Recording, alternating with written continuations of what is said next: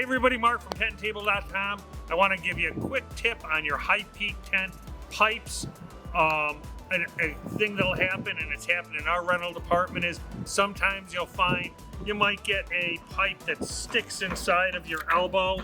All right, your elbow is naturally going to slide outside of the pipe.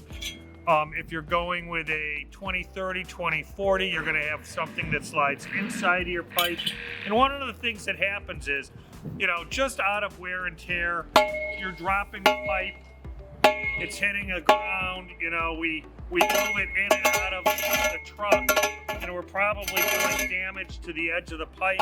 And the problem with that is it's going to create, you can see, edges, burrs, okay, that'll cause the fitting to sometimes bind when it's going on, and it doesn't go on nice and smooth.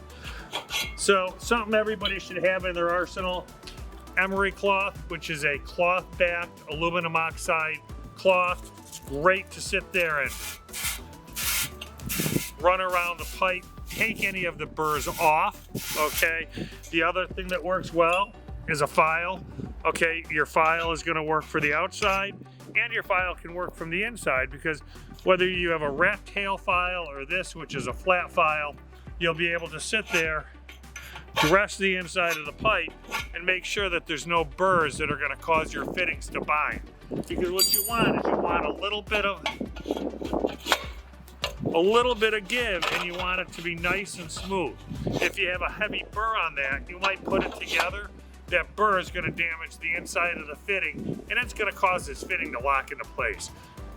So Emory Cloth, a file, it's a great fall winter job. Go through your pipes, make sure they're clean, make sure there's no burrs on them, and that way when you're out the next spring, you're going to be able to set everything up efficiently and effortlessly. So there's our high peak tip of the week.